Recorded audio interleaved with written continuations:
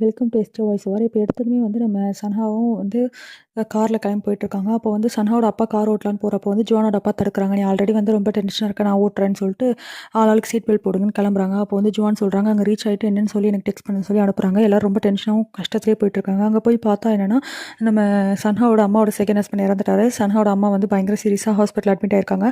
சன்ஹாவோட uncle இருக்காரு. அப்புறம் சன்ஹாவோட அங்கிளை பார்த்த உடனே பேசுகிறாங்க. அப்போ சன்ஹாவோட அங்கிளும் உன்னை பார்த்து 10 வருஷம் ஆகுதா, நீ இன்னும் அதே மாதிரி தான் இருக்க அப்படின்னு சொல்லிட்டு பேசுகிறாரு. அதுக்கப்புறம் சரி ஓகே உங்கள் அம்மா ரொம்ப இன்ஜூராக இருக்கா அப்படின்னு சொல்லி பேசிட்டு இருக்கும்போது சன்ஹாவோட அங்கிள் சொல்கிறாரு, அந்த மாதிரி வந்து சோஹிக்கு வந்து இன்னும் தெரியாது, அவளை வந்து அவங்கள பார்த்துக்க சொல்லி ஒருத்தவங்க கிட்ட ஹவுஸ்மேட்டை விட்டுட்டு வந்திருக்கேன், அவள் அங்கே தான் வீட்டில் தான் இருக்கா, இன்னும் காலையில் தான் வர சொல்லணும் அப்படின்னு சொல்லிட்டு அந்த அங்கிள் சொல்கிறாரு. சரி ஓகேன்னு சொல்லிட்டு வெயிட் பண்ணிட்டு இருக்காங்க. இன்னும் கிரிட்டிக்கலாக தான் இருக்காங்க அவங்க அம்மா. ஓகேவா.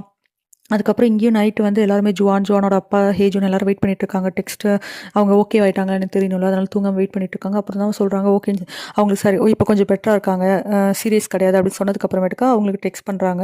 டெக்ஸ்ட் பண்ணதுக்கப்புறமேட்டுக்கா தான் ஜுவானும் ஹேஜுனும் தூங்கவே போகிறாங்க.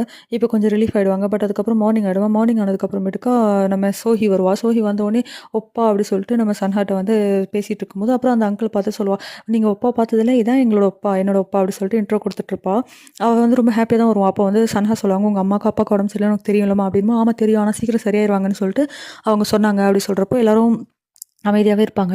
அப்போ வந்து சோஹியை விட்டு வந்து அந்த அங்கிள் சொல்லுவார், இந்த மாதிரி நீ இன்னும் கொஞ்ச நாள் அம்மா அப்பாவுக்கு சரியாகிற வரைக்கும் அந்த வீட்டில் போய் இரு அப்படின்னு சொல்லிட்டு சன்ஹா சொல்லுவாரா. ஆனால் வந்து சோஹி போக மாட்டா. போகாமல் பயங்கரமாக அழ ஆரம்பிச்சிடும். நான் அம்மா கூட அப்பா கூட தான் இருப்பேன்னு சொல்லிட்டு அந்த ஹவுஸ்மேட் கூட போக மாட்டேன்ருவா.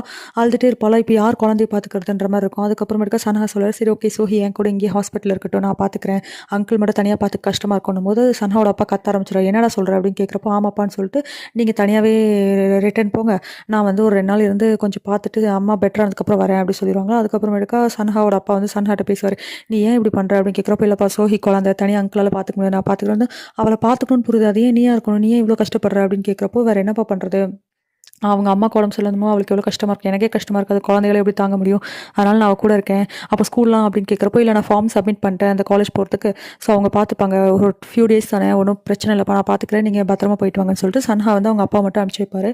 இங்கே சன்ஹாவோட அப்பா வந்து ஜுவான் அப்பா ரெஸ்டாரண்ட் போயிட்டு பேசிட்டு இருக்காரு. அவன் வர இன்னும் 2 நாள் ஆகும்னு பேசியிருக்கோம். சரி ஓகே இப்போ அவங்க அம்மா ஓகே தானே அப்படின்னு கேட்குறோம். இப்போ ஓகே தான் நினைக்கிறேன் அப்படின்னு பேசிட்டு இருப்பாங்க. அப்புறம் ஸ்கூலில் காட்டினா ஜுவான் ரொம்ப அப்செட்டாக உட்காந்துட்டு இருப்பாங்க. ஹேஜூன் ஜுவான் அப்புறமேட்டுக்கா தால்கிட்ட சொல்லுவாங்க, அவன் சாப்பிட்டானா என்னன்னு கூட தெரியலனும் போது நம்ம ஹேஜூன் வந்து அவன்லாம் சாப்பிடுவாண்டி வீடு அப்படின்னும் போது அது எப்படி தெரியும், அவனை யார் நம்மள மாதிரி பார்த்துப்பா, யாரும் அவனுக்கு சாப்பாடு கூட தர மாட்டாங்க, பிரேக்ஃபாஸ்ட்லாம் அவனுக்கு ரொம்ப பசிக்கலாம் அப்படி சொல்லி பேசிட்டு இருப்பாங்க. அப்புறம் இங்கே ஹாஸ்பிட்டலில் பார்த்தா நம்ம சன்ஹாவோட அம்மா இன்னுமே கண் முழிக்கல போல, அனஸ்டீஷியா கொடுத்தது இன்னும் அவங்க ஐஸ் ஓப்பன் பண்ணாமே இருக்காங்க. அது இன்னும் கொஞ்சம் எல்லாரும் நர்வஸாகவே இருக்காங்களா.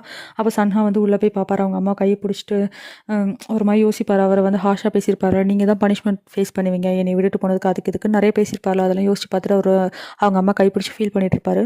அப்புறம் வெளியே வந்ததும் ஜுவான் வந்து சன்ஹா கால் பண்ணியிருப்பாங்க. 2 பேரும் பேசிகிட்டு இருப்பாங்க. அப்போ வந்து ஜுவான் வந்து சொல்லுவாங்க, நீ எப்படா திரும்பி வர, நான் அப்பாட்ட சொல்ல எனக்கு பிடிச்ச ஃபுட்லாம் செஞ்சு வைக்க சொல்கிறேன் போது, இல்லை எனக்கும் தெரியல பட் சீக்கிரம் வந்துடுவேன் அப்படின்னும் போது இவங்களும் என்ன அங்கே எப்படி இருக்குது அப்படின்னு சொல்லி சன்ஹா கேட்குறப்போ அவங்க பாடு கதையாக சொல்லுவாங்க. அப்புறம் ஜுவானே சொல்லுவாங்க, பார்த்தியா நீ ஒரு நாள் தான் என் கூட இல்லை, ஆனால் அதுக்குள்ளே எனக்கு இவ்வளோ கதை இருக்குது, நீ எப்போ சீக்கிரம் வா அப்படின்ற மாதிரி சொல்லிட்டு வைப்பாங்களா. வச்சுட்டு அதுக்கப்புறம் இவங்க ரொம்ப சன்ஹாவை ஆக்சுவலி மிஸ் பண்ணுவாங்க. அப்புறம் எல்லாரும் ஒன்றா உட்காந்து டின்னர் சாப்பிட்டுட்டு இருப்பாங்க. ஜுவான் அப்புறம் சன்ஹாவோட அப்பா அதுக்கப்புறமேட்டுக்கா ஜுவானோட அப்பாலாம் சாப்பிட்டுட்டு இருப்பாங்க. அப்போ வந்து ஜுவான் கேட்பாங்க, நம்ம பேசாமல் சோல் போகலாமா ஒரு நாளைக்கு அப்படின்னு கேட்பாங்க. ஒன்று எல்லாரும் ஏன் சோல் போகணுன்ற போது, இல்லை சன்ஹா மட்டும் தனியாக கஷ்டப்படுறாங்க, உங்களுக்கு கவலையா இல்லைன்னு கேட்குறப்போ சன்ஹாவோட அப்பா எனக்கு கவலையாக தான் இருக்குது அப்படின்னும் போது ஜுவானோட அப்பா சொல்லுவாங்க, இல்லை ரெஸ்டாரண்ட் ஒரு நாள் க்ளோஸ் பண்ணிட்டுலாம் வர முடியாது, கண்டிப்பாக நம்மளால் சமாளிக்க முடியாது அப்படின்னும் போது ஜுவான் வந்து சரி பேசாமல் நானும் ஹேஜுனும் போகிறேன் போது, நீங்கள் 2 பேரும் போனீங்கன்னா அவ்வளோதான், அதுவே ரொம்ப பெரிய ஸ்டேஷன், அங்கெல்லாம் போக முடியாது, தொலைஞ்சு போயிருவீங்க அப்படின்னு சொல்லி பேசிகிட்டு இருப்பாங்க.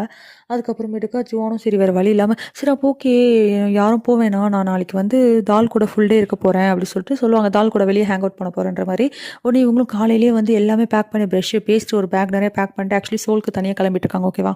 நம்ம ஜுவானுக்கு வந்து எந்த பக்கம் போகிறதுன்னு கூட தெரியல, அந்தளவுக்கு அந்த ஸ்டேஷன் பெருசாக இருக்குது. அவங்க முழிச்சிட்டு எப்படியோ போயிட்டுருக்காங்க. இங்கே பார்த்தா நம்ம சன்ஹா வந்து அந்த குட்டி குழந்தை சோஹிக்கு வந்து கன்சோல் பண்ணிட்டு இருக்காரு. அந்த குழந்தை வந்து அம்மா பார்க்கணும்னு சொல்லிட்டு போல. ஸோ இவர் வந்து சொல்லுவார், இல்லை அம்மா உடம்பு முடியல, அதான் அவங்க இன்னும் கண்ணு முழிக்கல, ஒருவேளை அம்மா கண்ணே முழிக்க மாட்டாங்க அப்படின்னு அந்த குழந்தை கேட்போம். அப்படிலாம் இல்லை, எனக்கு கூட இந்த மாதிரி சர்ஜரி பண்ணியிருந்தப்போ ரொம்ப நேரம் தூங்குவோம், அதனால தான் அம்மா ரொம்ப நேரம் தூங்குறாங்க, சீக்கிரம் முழிச்சுப்பாங்க, நீ ஒன்றும் கவலைப்படாதுன்னு சொல்லி பேசிட்டு இருக்கும்போது எனக்கு ஜூஸ் வேணும்னு சொல்லும். உடனே சன்ஹாவும் சரி நீ இங்கே வெயிட் பண்ணி ஜூஸ் வாங்கிட்டு வரேன்னு வெளியே போவார். எப்படியும் இங்கே ஜுவானும் வந்து ஹாஸ்பிட்டலில் கண்டுபிடிச்சி ஹாஸ்பிட்டல் வந்து நிற்கிறப்போ நம்ம சன்ஹாவை பார்த்துருவாங்க. ஒப்பான்னு கூப்பிட்டு வருவாங்களா, அந்த நேரம் பார்த்து யாரோ ஒப்பான்னு கூப்பிடுவாங்க. யாருன்னு பார்த்தா அந்த குட்டி குழந்தை சோஹி தான். ஒப்பான்னு கூப்பிட்டுட்டு ஓடி வந்து நம்ம சன்ஹாவை ஹக் பண்ணிடுவோம். சன்ஹா வந்து உன்னை அங்கே தானே வெயிட் பண்ண சொன்னேன், இங்கே வந்தேன்னு கேட்குறப்போ, இல்லை அம்மா கண்ணை முழிச்சிட்டாங்க, இப்போ நான் அம்மாவை பார்க்கலாம்ல அப்படின்னு சொல்லிட்டு அந்த குழந்தை சந்தோஷமாக பேசும். உடனே சன்ஹாவும் அந்த குழந்தைய ஹக் பண்ணிப்பாங்க. அப்போ ஜுவானுக்கு வந்து எல்லாமே ஞாபகம் வருது. இதுக்கு முன்னாடி அவங்க அம்மா சொன்னாங்களா, 1000 இருந்தாலும் நீ வந்து ஃபேமிலி என்னோட ஃபேமிலி அப்படின்னு சொல்லிட்டு, அப்போ அவங்களுக்கு ஃபீல் ஆகுது. பிளட் இஸ் திக்கர் தென் வாட்டர்ன்ற மாரி அவங்களுக்கும் தோணுது. ஓகே இவங்க தான் அவங்க ஃபேமிலி நம்ம இல்லன்ற மாரி அவங்களுக்கு ஃப்ரண்ட்ல கால் எடுத்து கூட வைக்க முடியல. எல்லாத்தையும் யோசிச்சு பார்த்துட்டு அவங்க பாட்டு நிக்கிறாங்க. அப்புறம் நம்ம சன்ஹா வந்து ஹேஜுன்க்கும் டெக்ஸ்ட் பண்ணிடுறாரு. இந்த மாரி வந்து அம்மா கண் முழிச்சிட்டாங்கன்ற மாரி. அவரும் சிரிச்சுட்டே இந்த பக்கம் வில்லேஜ்ல இருந்துட்டு இருக்காரு. அந்த நேரம் பார்த்து நம்ம தால பார்த்துருவாரு அவரு ஹேஜுன் வந்து. பார்த்துட்டு தால் கிட்ட போயிட்டு கேட்குறப்போ, "ஆமா ஜுவான் உன் கூட தான் இருக்கேன். நான் ஜுவான் எங்கன்னு?" கேட்குறப்போ, "இல்ல அவ வாஷ்ரூம் போயிருக்கா." "என்ன உங்க அகாடமிலயா வாஷ்ரூம் போயிருக்கா?" அப்படின்னு கேட்குறப்போ, இல்லன்னு சொல்லிட்டு தால் எல்லா உண்மையும் சொல்லிருவாங்க. அப்புறம் ஹேஜூன் ரொம்ப டென்ஷன் ஆயிட்டு கால் அடிச்சுட்டே இருப்பாங்க ஸ்டேஷன் முன்னாடி நின்னுட்டு. நம்ம ஜுவான் காலே அட்டெண்ட் பண்ண மாட்டாங்களா. அப்புறம் ஜுவான் ஸ்டேஷன்லேருந்து வெளிய வருவாங்க.